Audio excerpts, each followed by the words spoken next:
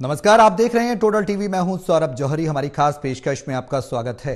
हरियाणा की नायब सैनी सरकार को 1 महीना पूरा हो गया। खास बात यह है कि दूसरी बार सीएम बनने के बाद मुख्यमंत्री ने 1 दर्जन से ज्यादा घोषणाएं की, जिनमें से कई घोषणाएं काफी हद तक पूरी हुई, जिसके बाद सरकार और सीएम की साख भी बढ़ी है। बताया यह भी जा रहा है कि सैनी सरकार इसका फायदा 2 से 3 महीने बाद होने वाले स्थानीय निकाय चुनाव में लेना चाहती है। ऐसे में जो काम नायब सरकार ने किए हैं वो कितने बड़े हैं और क्या उसका फायदा निकाय चुनाव में मिलेगा या नहीं, ये सवाल है।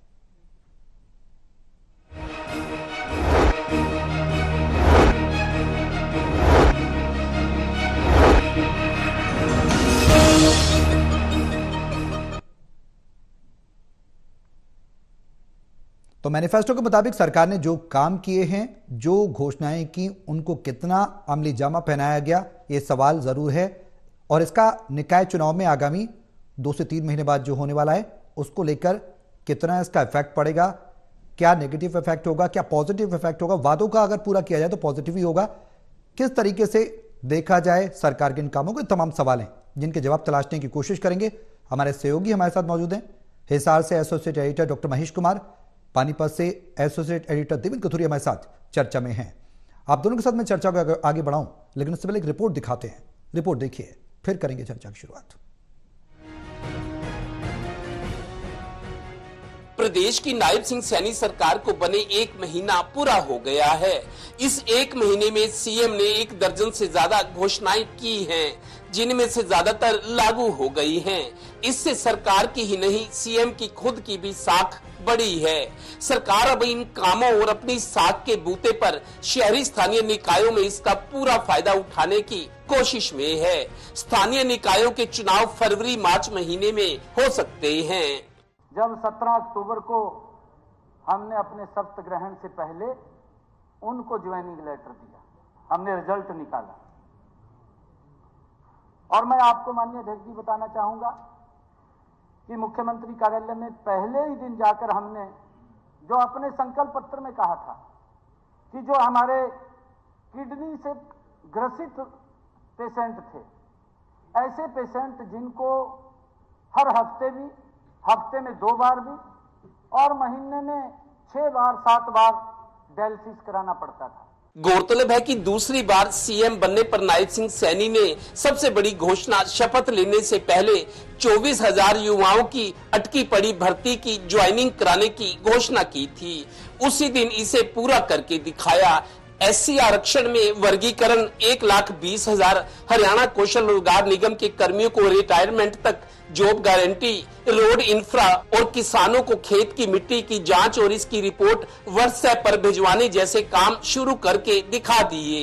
जाहिर है इससे डबल इंजन की सरकार के नारे में दम नजर आएगा।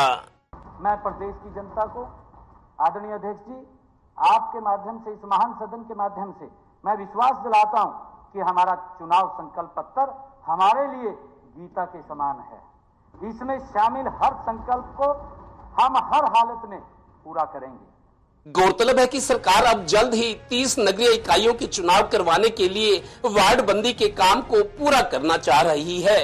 2018 में जब प्रदेश के 5 नगर निगमों हिसार, रोहतक, पानीपत, करनाल और यमुनानगर में मेयर के डायरेक्ट चुनाव हुए थे, तब 5 सीटों पर मेयर जितवाकर बीजेपी ने अपना लोहा मनवाया था। अब भी पार्टी कुछ वैसा ही करना चाहती है। इसीलिए तो शहरी इकाइयों के चुनाव फिर पार्टी सिंबल पर लड़ने की तैयारी है। कांग्रेस वाले तो अभी अपनी अंदरूनी समस्याओं और झगड़ों में ही उलझे हैं। ऐसा भी पहली बार हुआ है। Haryana bureau, total news. तो सैनी सरकार को 1 महीना हो गया और 1 महीने में कितने बड़े काम हुए, क्या मैनिफेस्टो में जो वादे किए गए थे उनको धार दी गई, रफ्तार दी गई, सवाल है। देवेंद्र, जो 1 महीना हुआ है, कितना नायाब माना जाए? कितने काम सरकार ने पूरे किए, कितने वादे जो थे वो पूरे किए, कितने काम किए गए, इन उपलब्धियों का क्या कुछ इफेक्ट पड़ेगा? देखिए सौरभ, अभी तक तो नायब सिंह सैनी ने दिखाया है he is a leader with a difference. दरअसल पहली बार जब उनको मनोहर लाल जी को बदलकर उनको सीएम की जिम्मेदारी दी गई थी, तब उनका एक बयान आया था जब आचार संहिता की घोषणा हो गई थी चुनाव से पहले विधानसभा 56 दिन में 126 घोषणाएं की थी। उनका बयान भी आया था, याद होगा, 56 दिन में 126 घोषणाएं। लेकिन दूसरा कार्यकाल 17 अक्टूबर को उन्होंने शपथ लिए, जैसा बताया भी अपने बाइट में। उन्होंने विधानसभा में कहा कि 17 अक्टूबर को मैंने शपथ ली थी, लेकिन मैंने पहले कह दिया था कि शपथ बाद में दूंगा। 24,800 युवाओं की नौकरियां अटकी हुई थी। दरअसल विधानसभा चुनाव के दौरान कांग्रेस के नेता डेलीगेशन गया था चुनाव आयोग के पास कि अभी आचार संहिता लागू है, नौकरियां देने की जो भर्ती करने की जो प्रक्रिया है और जो नियुक्ति पत्र देने की उसको रोका जाए, तो वो काम रुक गया था। लेकिन नायब सैनी ने ये कहा था, मैं मुख्यमंत्री पद की दूसरी बार की बात है, शपथ तब लूंगा जब इनको ज्वाइनिंग इनकी हो जाएगी। तो मेरे को याद है शपथ वाले दिन ही, बीती रात को और कुछ अगले ही दिन जितनी शपथ हुई तो वो सुबह रिजल्ट आ गया था। 24,800 युवाओं को, युवतियों को वो नौकरियां दी गई थी जो अटकी हुई थी, जिनमें क्लास सी और क्लास 3 और क्लास 4 की नौकरियां थी। उसके अलावा कुछ रोड इंफ्रास्ट्रक्चर के जो थे, जैसे लाडवा का बाईपास है और पंचकुला और हरिद्वार देहरादून का जो एक नया हाईवे बना है, उससे लाडवा को, कुरुक्षेत्र जिले को और आसपास के क्षेत्रों को जोड़ने की बात थी। किसानों की मिट्टी की जांच फ्री करने का वादा किया था, वो भी हुआ।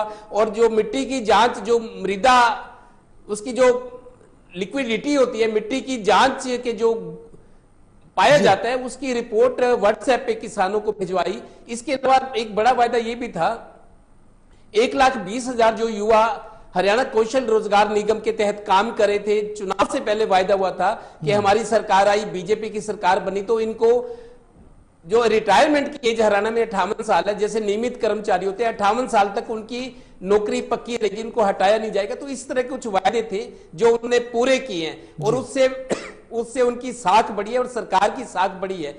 और सरकार की मंशा यह है कि स्थानीय निकाय के जो चुनाव होने हैं उसमें पार्टी को फायदा मिले, इस तरह के प्रयास शुरू हो गए हैं। बिल्कुल। तो अब आगे इसका इंपैक्ट क्या होगा? महेश, जो वादे थे वो पूरे कर रही है सरकार, तेजी से काम कर रही है, ऐसा कहा जा सकता है? देखिए, बिल्कुल सबसे बड़ी बात जो नायब बतौर मुख्यमंत्री देखने को मिल रहे हैं नायब सिंह सैनी को लेकर, अहंकार जो नायब से पहले मनोहर लाल खट्टर जिम्मेदारी संभाले हुए थे, अहंकार कहीं ना कहीं टकराने का काम किया करता, चाहे वो जो लोग उनके करीब पहुंचने की कोशिश कर रहे थे उनको लेकर, चाहे सेल्फी को लेकर। लेकिन नायब बतौर मुख्यमंत्री इतने वेल कनेक्टेड लोगों से बनना चाहते हैं कि मुख्यमंत्री आवास के कपाट खोल दिए गए हैं, जो भी आना चाहे आए, जो भी बात करना चाहता है बात करे, जो सेल्फी खींचना चाहता है सेल्फी खींचे, और कितनी भी देर नायब सिंह सैनी को अपने आवास पर पहुंचने में हो जाए, लेकिन रात के 1 बजे भी वो लोगों से मिलने के लिए तैयार रहते हैं। तो सबसे पहली जो बेहतरीन स्थिति इस वक्त देखने को मिल रही है वो संवाद की है, यानी जनता की क्या परेशानी है वो नायब सिंह सैनी तुरंत समझना चाहते हैं, जानना चाहते हैं, उसके लिए वक्त देते हैं। दूसरी बात है, क्योंकि अहंकार नहीं है तो ऐसे में यहां डिलीवरी की जो बात है, नायब सैनी ने पहली ही मीटिंग में तमाम अधिकारियों से कहा था कि जो हमारे 100 दिनों का एजेंडा है, जो भारतीय जनता पार्टी ने चुनावी अभियान के दौरान जो वायदे हरियाणा प्रदेश की जनता के साथ किए थे, पहले 100 दिनों में तमाम वायदों पर कामकाज शुरू हो जाना चाहिए। हमने तमाम पिछली सरकारों में देखा है कि नई सरकार बनने के साथ ही एक सबसे बड़ा जो अहंकार मुख्यमंत्री में देखने को मिलता है वो हर एक मुख्यमंत्री में देखने को मिला, लेकिन बतौर मुख्यमंत्री नायब सिंह सैनी अब भी जनता से उसी तरीके से जुड़े हुए हैं जैसे वो बतौर प्रदेशाध्यक्ष थे, जैसे वो बतौर सांसद थे। पहले जो कनेक्ट लोगों के साथ उनका था उससे बेहतर कनेक्ट बनाने की कोशिश नायब सैनी की तरफ से की गई है। तमाम अधिकारियों को जो पहली मीटिंग में आदेश दिए गए वो ये थे कि 100 दिनों के भीतर जो तमाम वायदे भारतीय जनता पार्टी ने वोटर्स से कर रखे हैं उन पर कामकाज शुरू हो जाना चाहिए। अब इसका फायदा यहां पर विश्वास के रूप में लोगों में देखने को मिल रहा है कि पहले तो मुख्यमंत्री का चेहरा पसंद आ रहा है, दूसरी बात उनका व्यवहार पसंद आ रहा है, तीसरी बात उनकी सोच पसंद आ रही है, चौथी बात जो है वो ये भी है कि यहां नायब सैनी किसानों की बात आए दिन करते हैं। छोटे से छोटी बात हो, बड़े से बड़ी बात हो, कम से कम उनकी जुबान पर एक बार दिन में किसान का मुद्दा जरूर होता है। हालांकि एक जो विपरीत परिस्थिति का सामना भी उन्हें करना पड़ रहा है, विपरीत परिस्थिति डीएपी खाद की अवेलेबिलिटी को लेकर है और प्रदेश के तमाम अलग अलग इलाकों में हमने देखा कि पुलिस का बल प्रयोग करने की जरूरत पड़ती है, थानों में डीएपी खाद बांटने की जरूरत पड़ती है, लेकिन बावजूद बावजूद इसके साफ तौर से ये बात कही जा सकती है कि नायब सैनी लगातार वही बात दोहराने का काम कर रहे हैं कि यहां पर किसी भी तरह की डीएपी की कमी नहीं है। यानी किसानों को भी अपने स्तर पर नायब सैनी कनेक्ट करने की कोशिश कर रहे हैं, जनता से जो वायदे किए गए थे उन्हें निभाने की कोशिश कर रहे हैं, डिलीवरी आम आदमी तक यानी आम लोगों तक जो वायदों की है, जो फायदा आम जनता तक पहुंचना चाहिए उसकी डिलीवरी को इंश्योर करने की कोशिश कर रहे हैं। तो सोच की जहां तक बात है, नायब सैनी बतौर मुख्यमंत्री सुनिश्चित करना चाहते हैं कि जनता को ज्यादा से ज्यादा राहत मिले और अभी भी किसी भी तरह का कोई भी कह सकते हैं कि अतिरिक्त बोझ यहां पर हरियाणा प्रदेश की जनता पर नहीं डाला है नायब सिंह सैनी ने बतौर मुख्यमंत्री। देवेंद्र, जिस तरीके से महेश भी बता रहे हैं और आपने भी जिक्र किया कि लगातार सरकार काम कर रही है और कनेक्ट होना एक बड़ी जो एक सरकार की खूबी है वो इसे कहा जाए कि पब्लिक से कनेक्ट होना, किसानों का मुद्दा उठाना। जाहिर सी बात है प्रधानमंत्री भी जिस तरीके से लोगों से कनेक्ट होते थे उसी नक्शे कदम पर मुख्यमंत्री भी नजर आ रहे हैं, लोगों से जुड़ रहे हैं। कनेक्शन की बात है। अब सवाल ये कि क्या जो वादे पूरे किए जा रहे हैं, सरकार का जो काम है 1 महीने का, उसका निकाय चुनाव पर असर पड़ेगा तो कितना पड़ेगा, किस तरह से देखा जाए? देखिए सौरभ, नायब सिंह सैनी के बारे में ये कह सकते हैं वो बहुत सहज और सरल हैं। दरअसल वो जब मुख्यमंत्री नहीं थे, सांसद थे कुरुक्षेत्र के। मेरे को याद है जब वहां सूर्य ग्रहण का मेला लगता था, मैंने कई बार कवरेज की। मिलने में बहुत ज्यादा सहज उपलब्ध होते हैं, चेहरे पे मुस्कान रहती है, बड़े मतलब लगता है कि उनसे मिलने का, बात करने का मन करता है। चेहरे पर कहीं कठोरता, कहीं उनकी जुबान में उस तरह की बात नहीं होती कि कोई बुरा माने। अभी तो मुख्यमंत्री है, लेकिन मुख्यमंत्री नहीं भी थे तब भी मैंने उनकी कई बार इंटरव्यू किए हैं, लेकिन बड़े सहज और सरल है और मंद मंद मुस्कुराते हैं। अब जब जिम्मेदारियां आ गई हैं और शायद उनके व्यक्तिगत गुण ही हैं, उनकी जो क्वालिटीज हैं, जो विशेषताएं हैं, शायद इसलिए उनका बार बार चुनाव हुआ है जहां जहां बीजेपी को जरूरत पड़ी। फिर मैं दोहराता हूं, कुछ लोगों को ना पता हो, यूनिवर्सिटी की पढ़ाई पूरी करके, जैसा मनोहर लाल ने एक बार यहां चुनाव के दौरान बताया था विधानसभा में कि अपनी यूनिवर्सिटी की पढ़ाई पूरी करके वो रोहतक के बीजेपी कार्यालय में आए थे और पार्टी के लिए काम करने की उन्होंने इच्छा जाहिर की थी। बकौल मनोहर लाल, जो उन्होंने बताया, मैंने खुद सुना, उन्होंने कहा जी हमने उनको कहा कि हमारे पास सैलरी तो आपको नहीं देंगे, पार्टी से जुड़ना है तो सेवा करने के लिए। उन्होंने कहा ठीक है। तो कई साल तक उन्होंने, मनोहर लाल चूंकि संगठन मंत्री थे हरियाणा के, मोदी जी भी कभी प्रभारी थे।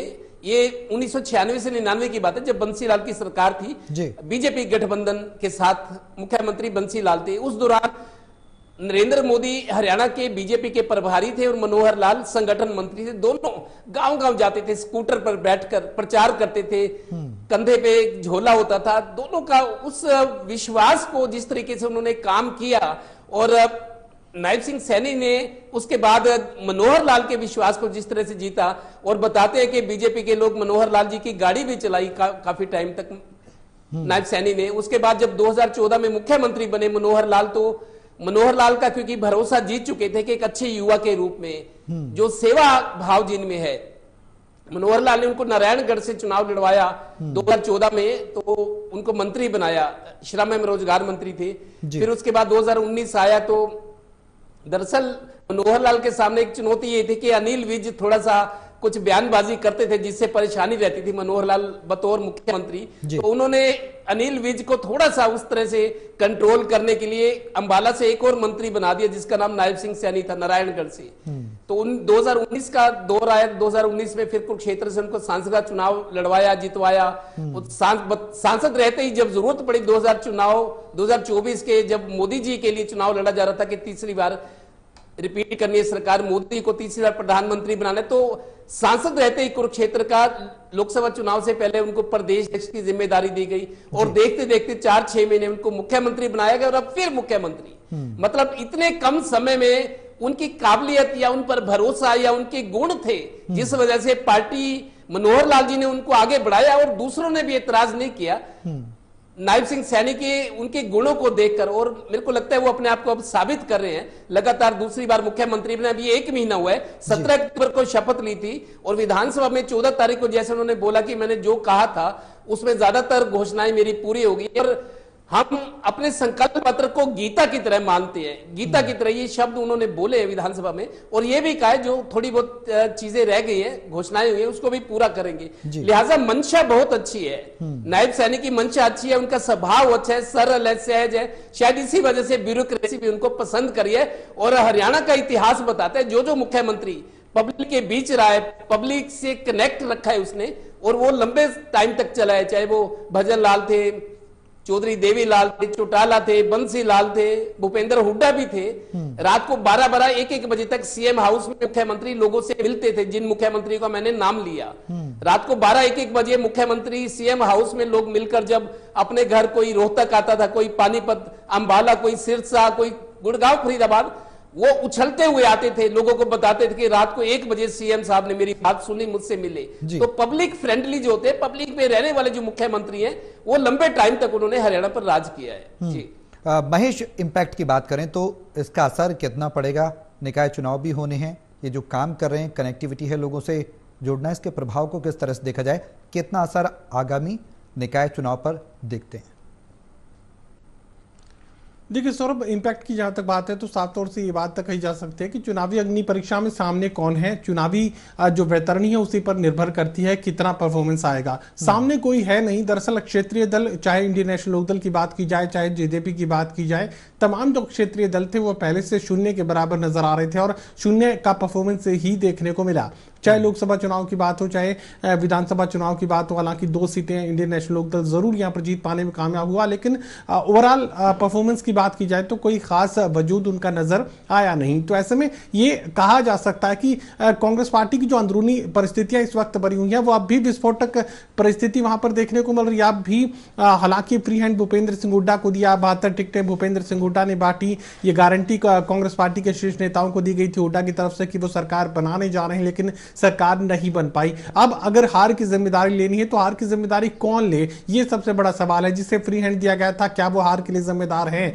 और जो प्रदेश अध्यक्ष की जिम्मेदारी संभाले हुए थे उदयभान, वो खुद अपना चुनाव हार गए, तो क्या वो हार के लिए जिम्मेदार हैं? हार की जिम्मेदारी कांग्रेस पार्टी में कोई लेने के लिए तैयार नहीं, और ये अब तक भी तय नहीं है। और मुझे लगता भी नहीं कि कांग्रेस पार्टी सिंबल पर ये चुनाव लड़ने जा रही है। जब कांग्रेस पार्टी सिंबल पर चुनाव ही नहीं लड़ेगी, अगर चुनावी मैदान में कांग्रेस पार्टी सामने अपने सिंबल पर नहीं होगी, तो यकीनन फिर ना तो क्षेत्रीय दल है, ना ही कांग्रेस पार्टी का अस्तित्व वहां पर नजर आएगा। तो ऐसे में यहां भारतीय जनता पार्टी के लिए किसी भी तरह की कोई परेशानी नहीं होगी। और खास बात यह भी कि यहां पर शहरी क्षेत्रों में, चाहे हमने लोकसभा चुनाव देखे, चाहे हमने विधानसभा चुनाव देखे, यहां पर शहरी क्षेत्रों में भारतीय जनता पार्टी वैसे ही काफी मजबूती के साथ खड़ी थी। और शहरी क्षेत्र का वोटर यहां पर और ज्यादा कह सकते हैं कि स्मार्ट माना जाता है। स्मार्ट इस लिहाज से कि आगामी जो 5 साल हैं, केंद्र में भारतीय जनता पार्टी की सरकार है, प्रदेश में भारतीय जनता पार्टी की सरकार है, नायब सिंह सैनी मुख्यमंत्री रहेंगे, तो आगामी 5 सालों तक भारतीय जनता पार्टी केंद्र में भी है, प्रदेश में भी है। तो ऐसे में यहां कोई गलती शहरी क्षेत्र के वोटर करेंगे ऐसा लगता नहीं, और सामने किसी तरह की चुनौती नहीं है। और अपने होम टाउन यानी अपने बैटल ग्राउंड शहरी क्षेत्र में भारतीय जनता पार्टी चुनाव लड़ेगी, तो किसी भी तरह की दिक्कत यहां पर भारतीय जनता पार्टी को नहीं आएगी। और मुझे लगता है कि कांग्रेस पार्टियां किसी भी तरह की चुनौती दे पाने में सक्षम नजर नहीं आ रही। तो चुनावी अग्नि परीक्षा और फायदों की जहां तक बात है, किसी भी तरह की कोई यहां चिंता की बात भारतीय जनता पार्टी के लिए नहीं है। बिल्कुल। देवेंद्र, रणनीति की बात करें निकाय चुनाव की, तो काफी हद तक तस्वीर महेश ने भी साफ की और देखने में भी यही लग रहा है। अगर निकाय चुनाव की बात करें तो ये सवाल जरूर उठ रहा था कि उन पार्षदों के टिकट काटे जाएंगे जिन्होंने अंदर खाने पार्टी से बगावत की है, उनको बीजेपी इस बार नहीं चुनने वाली है। तो रणनीति की अगर बात करें तो रणनीति किस तरीके की रह सकती है? क्या दरकिनार किया जाएगा? क्योंकि राजनीति में कहा जाता है कोई दोस्त कोई दुश्मन नहीं होता, मौके के हिसाब से चीजें सेट की जाती हैं। देखिए सौरभ, हमने देखा लोकसभा चुनाव और विधानसभा, बीजेपी ने कुछ ऐसे चेहरे जरूर दिए जिनमें काबिलियत भी झलकती है, जिनके चेहरे पर भरोसा भी होता है, और जो जनता जिनसे परेशान रहती है या लोग जिनको नहीं चाहते, ऐसे नेताओं की बीजेपी ने टिकटें काटी हैं। हमने लोकसभा चुनाव देखा, एक वक्त वो भी था मध्य प्रदेश, छत्तीसगढ़, राजस्थान में जब चुनाव हुए तो केंद्रीय मंत्रियों को चुनाव मैदान में उतारा गया विधायक का चुनाव लड़ने के लिए। ये बीजेपी बहुत प्रयोग करती है, और बीजेपी मतलब जिन चीजों से नुकसान हो सकता है, जो चीजें पब्लिक को खिन कर सकती हैं, जिसके रिजल्ट नहीं आ सकते, बीजेपी ऐसा काम करने से बचती है। हमने देखा कांग्रेस में जो विधानसभा चुनाव हुए थे 28 के 28 सीटिंग विधायकों को कांग्रेस ने टिकट दे दिए, उनमें 15 हार गए। लेकिन बीजेपी ने अपने मंत्री होते कि 3 मंत्रियों के टिकट काट दिए, कई विधायकों के काट दिए, जिससे लगता है मतलब वो ये भाव, ये इंप्रेशन बनाना चाहते हैं पब्लिक में कि हम वो लोग आपको सौंप रहे हैं, वो लोग चुनाव लड़ रहे हैं पार्टी की टिकट पर जिनमें सेवा भाव है, जो आपकी उम्मीदों पर खरा उतर सकते हैं, जो डिलीवरी दे सकते हैं। तो अभी जो रणनीति की बात है, मेरे को लगता है कुछ पानीपत नगर निगम की बात मैं करूं, जो नगर निगम है हरियाणा में 11 है, 11वां नगर निगम मानेसर बना है, 10वां सोनीपत था। 5 के जो चुनाव हुए थे 2018 में, हिसार, रोहतक, पानीपत, यमुनानगर और करनाल, उस वक्त 5 मेयर डायरेक्ट चुनाव हुआ था, 5 मेयर बीजेपी के बने थे। अभी करीब आधा दर्जन निकाय नगर निगमों के चुनाव है जिनमें पानीपत भी है। पानीपत के बारे में मैं कहता हूं, यहां भी बहुत सारे, रोहतक की बात है, गुरुग्राम की है, फरीदाबाद की है, जहां का नगर निगम है भ्रष्टाचार को लेकर और बेकाबू स्थिति को लेकर कई बार इस तरह की मीडिया रिपोर्ट आती है। पानीपत में भी देखिए, बीजेपी नेता नहीं चाहते थे पब्लिक परेशान हो, लेकिन सरकारी स्तर पर, अधिकारी स्तर पर नगर निगम में जो तौर तरीके हैं, पब्लिक परेशान तो रही है नगर निगमों में। भ्रष्टाचार में भी कई चीजें हैं। मेरे को लगता है पानीपत नगर निगम, रोहतक की बात करें, जहां जो सुर्खियां बने थे, फरीदाबाद में 250 करोड़ का घोटाला, भ्रष्टाचार एक बड़ा मुद्दा रहा है सभी नगर निगमों में। हरियाणा के अभी मनेसर तो बना ही है, लेकिन 10 नगर निगम जो पहले से चल रहे हैं, भ्रष्टाचार को लेकर, बद इंतजामी को लेकर नगर निगमों की आलोचना होती रही है और सीधा सीधा सरकार पर भी उसकी आंच आती है। तो मेरे को लगता है जो लोग भ्रष्टाचार के आरोप जिन पर लगे हैं, जो निष्क्रिय दिखे या जिनकी मंशा ठीक नहीं थी, जो पब्लिक को सुलभ नहीं थे, मेरे को लगता है बीजेपी ऐसे लोगों को अब चुनाव में उतारने से, उनको टिकट देने से, चूंकि बीजेपी सिंबल पर लड़ेगी, तो पार्षद का चुनाव है, डिप्टी मेयर है, सीनियर डिप्टी मेयर है, मेयर इन्हीं में से बनेंगे। तो स्थानीय निकाय दरअसल 3 टायर सिस्टम है, नगर पालिका, नगर परिषद, नगर निगम। सबसे ज्यादा नगर निगम होते हैं, बहुत बड़ा बजट होता है, महान बड़े शहरों में है। तो मेरे को लगता है बीजेपी अब सोच समझकर रणनीति बनाने में अब ज्यादा दिक्कत नहीं। आप देखिए, चंडीगढ़ में सरकार है, दिल्ली में सरकार है, बड़े बड़े नेता, कई राज्यों में सरकार चली है। बीजेपी इस वक्त हरियाणा में ड्राइविंग सीट पर है, और ड्राइविंग सीट पर होने के नाते मेरे को ज्यादा मशक्कत करने की जरूरत नहीं, लेकिन बीजेपी जरूर ऐसे लोगों को चुनाव लड़वाने से, उनको टिकट देने से, क्योंकि सिंबल पर चुनाव लड़ा जाएगा, बचेगी। जो इस तरह के जो पार्टी की बदनामी करे या जिन पे कोई दाग लगे हुए हैं, ऐसे लोगों को बीजेपी टिकट नहीं देगी, ताकि जनता में भरोसा जागे और जनता को लगे कि विधानसभा में हमने तीसरी बार सरकार बीजेपी की बनाई है, तो उनको लगे कि सरकार की मंशा सही है, थोड़ी बहुत कमियां तो चलती रहती है। कुछ नगर निगमों में जो चुनाव हैं वो लंबित हैं, कुछ में कार्यकाल पूरा हो गया है। महेश, अब उसको लेकर किस तरह की रणनीति हो सकती है? क्या नए चेहरों को मौका मिलेगा? क्या एक तरीके से ये कहा जाए, जिस तरीके से विधानसभा चुनाव में हमने देखा कि एकदम नया फेस लाकर चौंका दिया, क्या ऐसा कुछ होने वाला है इस बार स्थानीय चुनाव में? देखिए, जैसा कि देवेंद्र जी बोल रहे थे, सबसे ज्यादा बदनामी अगर मनोहर सरकार को झेलनी पड़ी थी तो नगर निगमों की वजह से झेलनी पड़ी थी। तमाम जो सरकार की योजनाएं थी उसे नाकाम करने में नगर निगमों का भरपूर योगदान था। अब वो नाकामियां एक बार फिर से भारतीय जनता पार्टी के गले में नहीं डले, एक बार फिर से माथे पर काले तिलक के रूप में नजर नहीं आए। तो ऐसे में ये इस बार भारतीय जनता पार्टी जरूर सुनिश्चित करेगी कि नगर निगमों में इस तरह का प्रशासन नहीं हो कि जिससे आम जनता परेशान हो, और आम लोगों की परेशानी ही यहाँ भारतीय जनता पार्टी की सबसे बड़ी चिंता बनी थी। चुनावी अग्नि परीक्षा के दौरान, चाहे लोकसभा का चुनाव हो, चाहे हरियाणा विधानसभा का चुनाव हो, जो मुद्दे नगर निगमों से जुड़े थे वो जनता की सबसे बड़ी परेशानी थे। अब वो परेशानियां कहीं दोबारा पैदा ना हो और उस तरह की सोच के लोग एक बार फिर से नगर निगमों की सत्ता पर काबिज नहीं हो। भारतीय जनता पार्टी के लोगों को और खासकर मुख्यमंत्री नायब सैनी को सुनिश्चित करना होगा कि साफ छवि के ईमानदार लोग ही प्रशासन नगर निगमों में चलाएं, और ऐसे में यहां साफ छवि के चेहरों को तलाशने की जरूरत जरूर भारतीय जनता पार्टी को पड़ने वाली है, और साफ छवि के चेहरे कुर्सी पर बैठने के बाद भी साफ बने रहें, ये मुख्यमंत्री को भी सुनिश्चित करना होगा और तमाम भारतीय जनता पार्टी के रणनीतिकारों को सुनिश्चित करना होगा कि जिसे ईमानदार समझकर कुर्सी पर बैठाया था वो ईमानदारी से, उतनी ही ईमानदारी से क्या प्रशासन चला रहा है या नहीं चला रहा है या अपना घर भरने में लग चुका है। ये तमाम चीजें भारतीय जनता पार्टी के रणनीतिकारों को, खुद मुख्यमंत्री को अपनी नजर में रखनी होगी, ताकि जो हालात बीते विधानसभा चुनाव में भारतीय जनता पार्टी को झेलने पड़ रहे थे, हालांकि सरकार बनी वो एक अलग बात है, हालांकि स्पष्ट बहुमत के साथ भारतीय जनता पार्टी तीसरी बार सरकार बना रही है, लेकिन जिस तरह की विपरीत हवा का सामना यहां पर भारतीय जनता पार्टी को करना पड़ा था, उस तरह की चुनौतियां एक बार फिर से दोबारा कभी पैदा ना हो, ये बीजेपी के रणनीतिकारों को, नायब सैनी को सुनिश्चित करना है। और मुझे लगता है कि चाहे नए चेहरों की यहां पर जरूरत हो, नगर निगमों में नए चेहरे उतारने में भारतीय जनता पार्टी को कोई गुरेज नहीं हो सकता, लेकिन ईमानदारी की बात यहां पर है, भ्रष्टाचार बिल्कुल ना हो और बेहतर प्रशासन जो है नगर निगमों में आम जनता को मिले, जिससे सरकार की जो योजनाएं हैं, चाहे विकास को लेकर भेजा गया पैसा है वो सही मायनों में शहरी क्षेत्रों में विकास पर खर्च हो, ताकि आम जनता की जो परेशानियां हैं वो कम हो, लिविंग स्टैंडर्ड्स हाई हो, शहर खूबसूरत और साफ सुंदर नजर आए, ये सुनिश्चित करना जरूरी है। मुझे लगता है कि बीजेपी इस बार ये जरूर करेगी। देवेंद्र, शॉर्ट में आपसे जवाब चाहूंगा। सवाल ये कि तमाम सवाल उठ रहे थे, इस बार प्रदेश अध्यक्ष मोहनलाल बडौली ने भी ये साफ किया कि प्रॉपर्टी आईडी एक बहुत अहम मुद्दा था, उसको सरकार के ही दिग्गज नेता डॉक्टर कमल गुप्ता ने ही शुरुआत की थी, उसके बाद वो कहीं ना कहीं विधानसभा चुनाव में भी आड़े आया था। क्या उन्होंने जाहिर किया कि वो प्रॉपर्टी आईडी का मुद्दा खत्म नहीं होगा, वो यूं ही चलता रहेगा, उस पर सरकार काम कर रही है, मुद्दे कौन से होंगे, शॉर्ट में बताएं। देखिए सौरभ, बात वही है, देखिए नगर निगम, नगर पालिका शहर का माई बाप होता है। कोई बच्चा पैदा हो तब, किसी व्यक्ति की मौत हो तब, birth certificate, death certificate, house tax, property tax, नक्शा पास कराना, मकान बनाना, आपको नक्शा, मतलब नगर निगम और नगर पालिका एक ऐसी संस्था है जहां शहर के हर व्यक्ति को काम पड़ता है। तो वहां मतलब ट्रांसपेरेंसी मतलब भ्रष्टाचार ना हो, ट्रांसपेरेंसी हो, सुनवाई हो, और जो पार्षद बने वो सेवा भाव वाले हों, उनमें पब्लिक को लेकर दर्द हो। अब उनको भी सीखना पड़ेगा कि अगर हमारे विधायक मंत्री बने हैं तो हमको भी अपनी भूमिका निभानी और जनता में भरोसे को जगाना होगा। बिल्कुल, चलिए बहुत शुक्रिया आप सभी का हमारे साथ इस चर्चा में शामिल होने के लिए। तो सैनी सरकार का 1 महीना जरूर पूरा हुआ है, अब जो वादे किए जनता से वो जरूर सरकार ये कह रही कि हम पूरे करें। स्थानीय चुनाव में कितना फायदा मिलेगा, क्योंकि अगर अपोजिशन की बात की जाए तो कांग्रेस उतनी मजबूत नहीं नजर आ रही, विधानसभा चुनाव के बाद बैकफुट पर जरूर है कांग्रेस। सरकार लबरेज है, जनता से कनेक्ट हो रही है, कितना फायदा मिलेगा निकाय चुनाव में देखने वाली बात होगी। मेरे साथ इस खास पेशकश में भी के लिए बस इतना ही। नमस्कार।